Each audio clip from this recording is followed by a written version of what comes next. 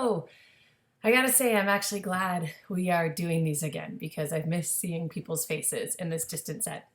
But I will get right to it. This week's readings were on Stanislavski, and if you're taking a master's that has anything to do with theater, you've probably, like me, been bombarded with theories and opinions and strategies that have to do with Stanislavski. But I must say, thank you. This is incredibly accessible. I remember being forced to read through all of his books, and I felt like something was always lost in translation, or it was more theoretical than maybe he was. And the accessibility of this text is fantastic. And I feel like it's something that I could even present to my high school students, and they would be able to get things out of it, which is really cool. So I enjoyed the readings. And I use a lot of his stuff already. I'm a big believer in given circumstances. I'm a big believer in objective and verbing and action. And if you took producing a high school play just before Christmas, you may have heard me make a goal of doing more table work with my cast this year, because it was something that I was missing, even though it was High School Musical Theater. And we just finished our production. We closed just over a week ago, a live stream event.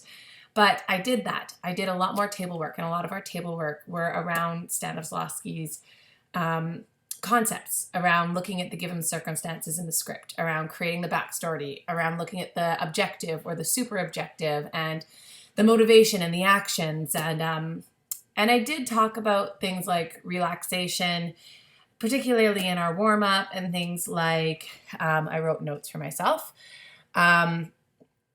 and things like pace. But I think what I'm missing, and as I read this, I realized I need more on relaxation and more on the rhythm and tempo, which would be the pace. But I think I need to give them the why.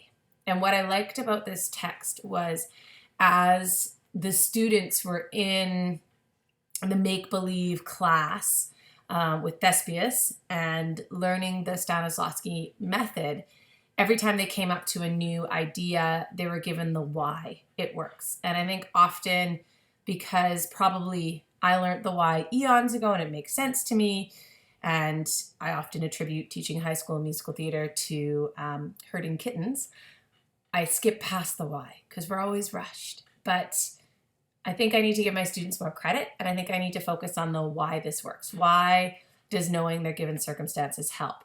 Why does having an objective create, or a super objective create, a through line, or knowing the action or what motivates the character? I still struggle with his kind of concept of tapping into emotion, because I don't really believe in having students bring back their own experiences in order to create the emotion of a character. I'd rather push their objective more and raise the stakes and work alongside those, because a lot of these kids have trauma that I work with in their background, and the last thing I want them to do is have to relive that just because a character needs that type of emotion. So I'm thankful. I had a great first week in these readings, some great refreshers, and my challenge to myself now is to do more in the relaxation, because student actors get tense when they get nervous, and also working on the tempo, but explaining to my students why we need to go back and do these in order to build character, and why it works. So yeah, I hope that helps some of you, and I look forward to working with other acting theories that maybe I'm not as familiar with, and I don't use every day in my practice. All right, bye.